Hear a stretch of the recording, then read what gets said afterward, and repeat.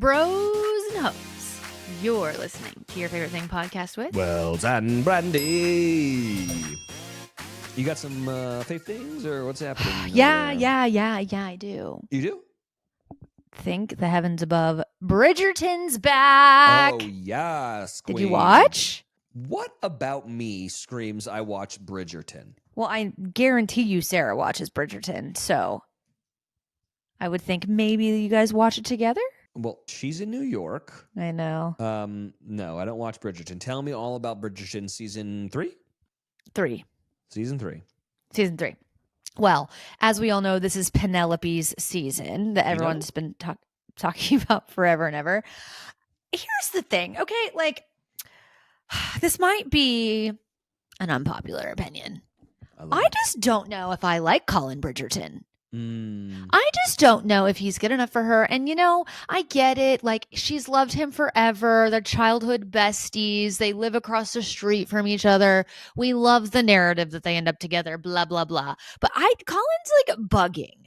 You know what I mean? Like, he just wants what he can't have. And he didn't want Penelope until he saw Penelope with that little blondie who's also a freak and not good enough for her. But, you know, she's all, you know, we're gonna get married and then he's gonna go off and leave me for like a year and do his like nature thing or whatever.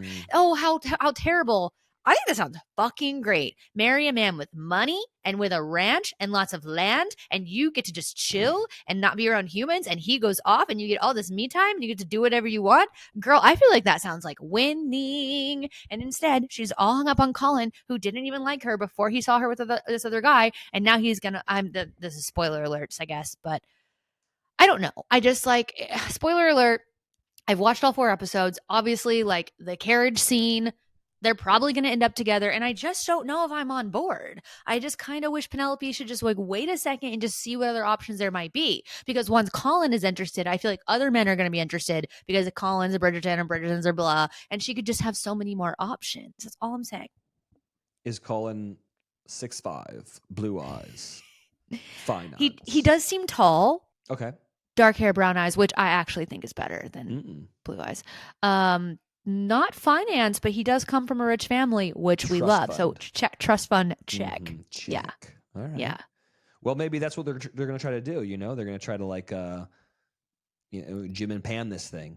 I don't know. Like, will it happen? Will it happen? Will it happen? Yes, it finally happened. I think it's gonna happen, but I just like I'm sure it'll all be fine in the end. But I'm just saying, it just really bugs me when men like don't want to be with you until someone else wants to be with you, and then all of a sudden they're like, "Oh wait, I do want you," and it's like, "Well, fuck you," you know? Yeah. Bridgerton, huh? Never gonna watch it, but It's really good. Will fight to the death for your freedom to watch Bridgerton season 3. Which has been your favorite season thus far? I think season 1. Yeah, it's always the best. Yeah, I just love, what's that actress's name? Phoebe. I can never pronounce her last name. Yeah. I love her so much. She's just my fave. Speaking of like British people, I watched a pretty fun little murder mystery called A Haunting in Venice. Ooh. It's on Hulu. Okay. What is Bridgerton on? Netflix. In post-World War II Venice, Perrault, now retired and living in his own exile, reluctantly attends a seance.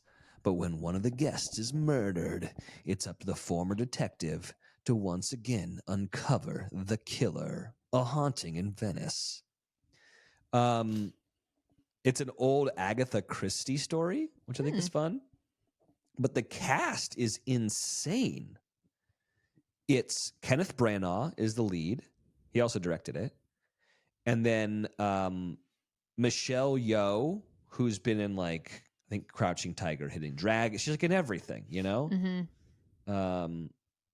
You know, in Everything Everywhere All at Once, Crazy Rich Asian, Tomorrow Never Dies. I mean, she's been in everything.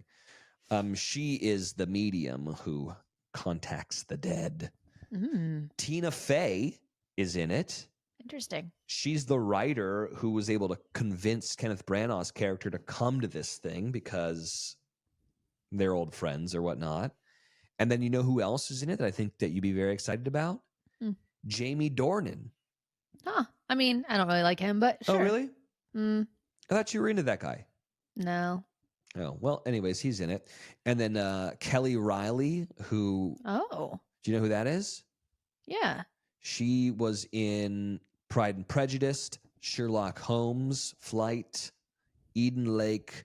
Very, very pretty girl. Oh, I think she's also the girl that's in Yellowstone. Mm-hmm. Yeah, that's how you would know her.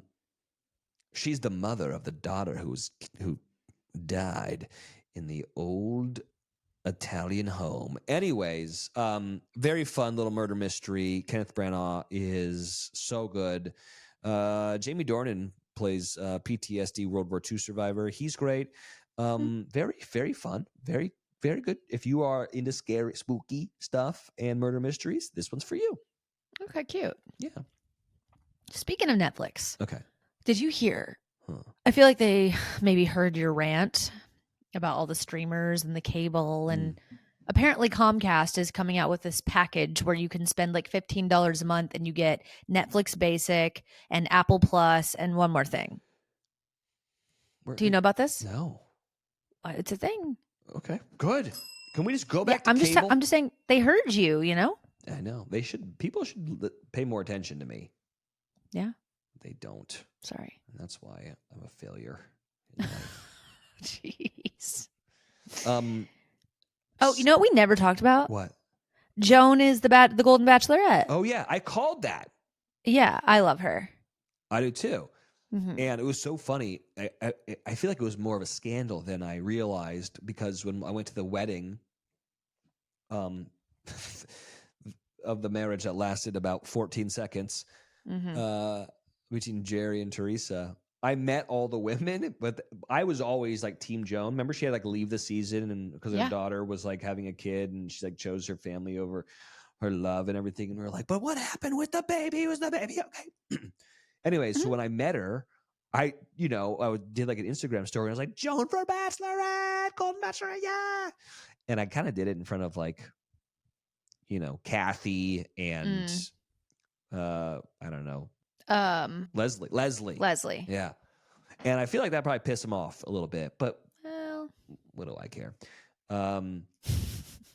Anyways, but I called it. I called that one. I'm not saying that they chose her because of me. I'm actually saying that usually I feel like they do the exact opposite of what I want them to do. Mm-hmm. And once again, if they listened to me, things would be better. But here we are. Interesting. But yeah, no, I'm excited for her storyline, her love. Me too. What do you think their fantasy suites are like? Do you think they're just like, let's just do it? I bet they don't have sex. You don't think so? Mm-mm. You don't think Gary laid some pipe? I don't know. I know. He doesn't seem like a guy who'd be like, let's go. No.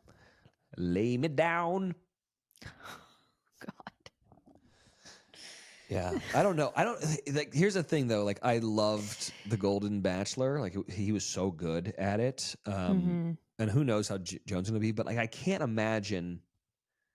Like, The Bachelorette already is kind of tough because the guys always become like buddies.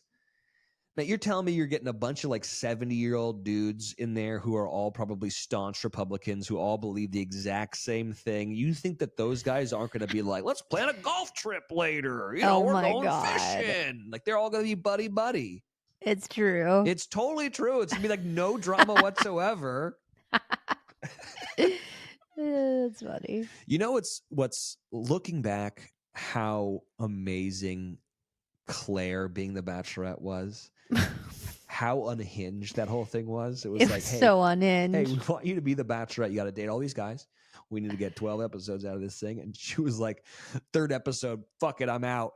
Wait, gotta go. What? I want more of that. I want like utter chaos. That's the best stuff. Like, that'd be so funny if like ABC was like, we're going to order 12 episodes, and we're like, listen, the best we can do is 4. And then it was just like, what?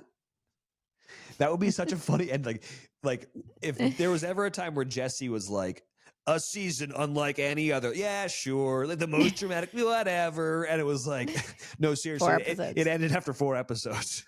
Yikes. We were doing 20-minute episodes so we could stretch this out a little bit. Damn. This podcast has been brought to you by Podcast Nation.